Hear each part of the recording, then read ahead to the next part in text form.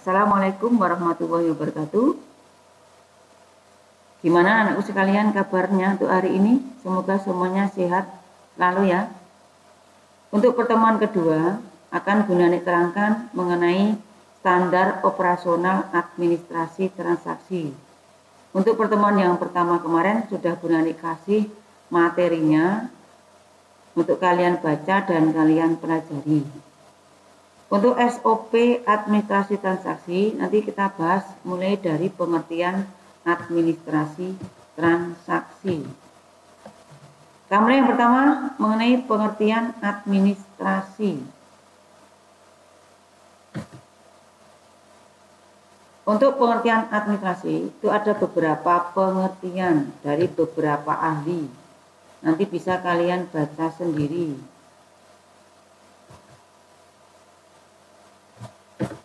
Salah satunya itu adalah menurut dari Jos Terry. Yang dimaksud dengan administrasi itu adalah perencanaan, pengendalian, pengorganisasian pekerjaan perkantoran, serta penggerakan mereka yang melakukannya agar mencapai tujuan yang telah distabilkan. Itu yang dimaksud dengan administrasi.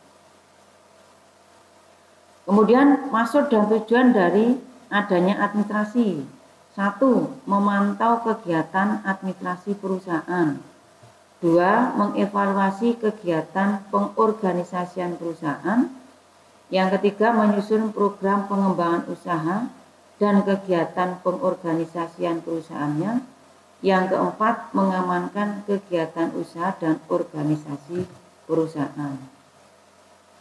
Kemudian dalam administrasi itu ada beberapa unsur-unsurnya. Di sini ada 8 unsur administrasi.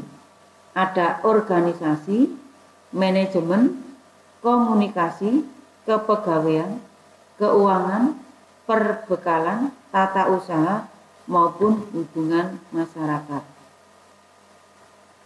Kemudian dalam suatu perusahaan itu pasti membutuhkan adanya administrasi atau adanya pencatatan.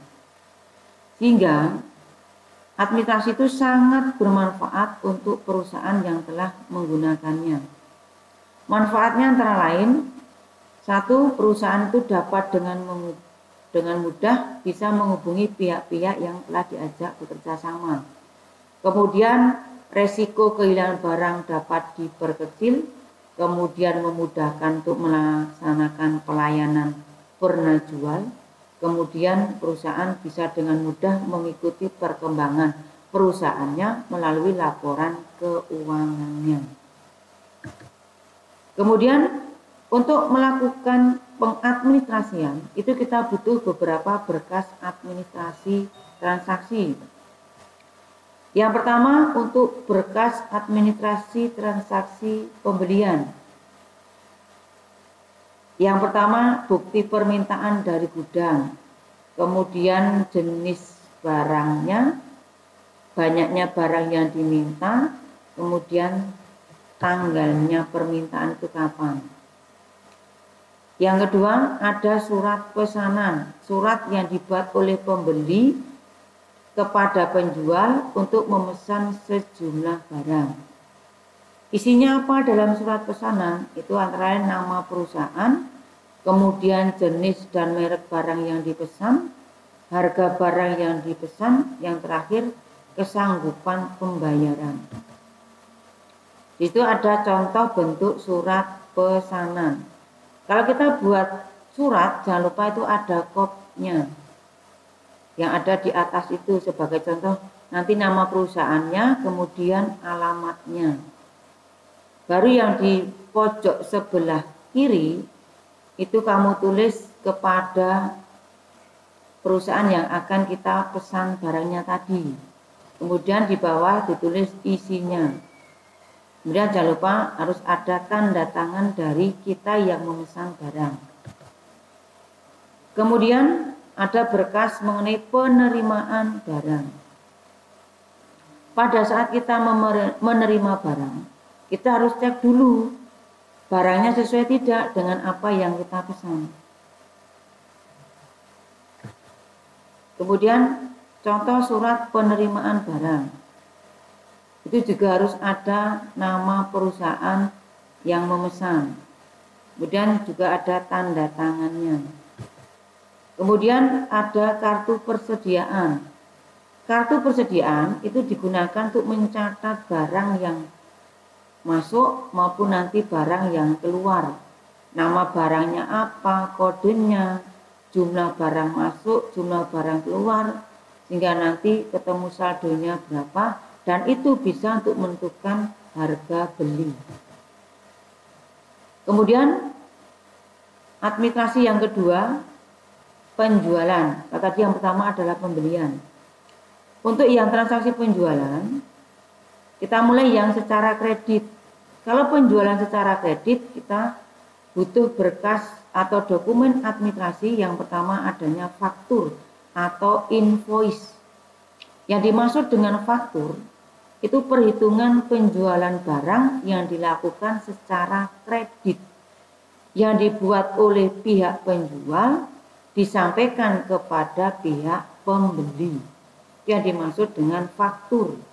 Kemudian faktur nanti kita buat rangkap dua, yang asli nanti diberikan kepada pembeli, kemudian yang fotokopi itu dipegang kita sebagai pihak penjual. Contoh bentuk fakturnya seperti ini. Ada jumlah barangnya, nama barang, kemudian ada harga satuan, dan terakhir jumlah keseluruhannya. Kemudian untuk berkas transaksi penjualan tunai, ada kwitansi. Itu adalah bukti transaksi penerimaan uang untuk pembayaran. Kemudian kwitansi ini ditandatangani oleh pihak yang menerima uang, kemudian diserahkan kepada pihak yang melakukan pembayaran. Untuk kwitansi nanti ada dua bonggol. Yang sebelah kiri itu namanya sus atau bonggol kwitansi, yang sebelah kanan itu namanya kwitansi. Kemudian ada nota debit. Itu adalah pemberitahuan atau perhitungan yang dikirim suatu perusahaan kepada pelanggannya bahwa akunnya telah didebet dengan jumlah tertentu. Sehingga nanti penerima nota debit ini akan mencatat pada akun pihak pengirim nota pada sisi kredit.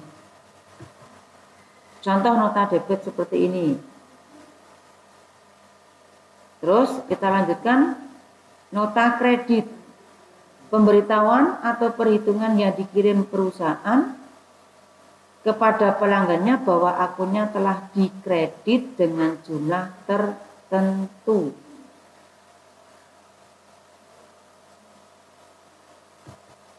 Contoh bentuknya seperti ini. Kemudian cek. Cek adalah surat perintah kepada bank untuk membayarkan sejumlah uang pada waktu yang ada di cek itu, kemudian diserahkan kepada bank. Kemudian ditandatangani oleh pihak yang menjadi nasabah suatu bank dan dia memiliki simpanan pada bank tersebut. Untuk lembar cek itu terdiri dari dua bagian. Lembar utama diserahkan kepada pihak lain, kemudian yang struk atau bonggolnya cek itu untuk bukti kita. Itu contoh bentuk ceknya seperti itu. Kemudian lanjut ke biliet giro. Adalah surat perintah dari nasabah suatu bank kepada bank yang bersangkutan untuk memindah bukukan sejumlah uang dari rekeningnya ke rekening penerima yang namanya sudah disebutkan dalam biliet giro, dan itu harus pada bank yang sama. Contohnya ini bentuk biliet giro. Kemudian ada rekening koran. Itu adalah bukti mutasi kas di bank yang disusun oleh bank untuk para nasabahnya. Dan rekening koran itu digunakan sebagai dasar untuk menyesuaikan pencatatan antara saldo kas menurut perusahaan dan saldo kas menurut bank. Contoh ini adalah bentuk dari rekening koran. Demikian materi yang kedua mengenai administrasi transaksi.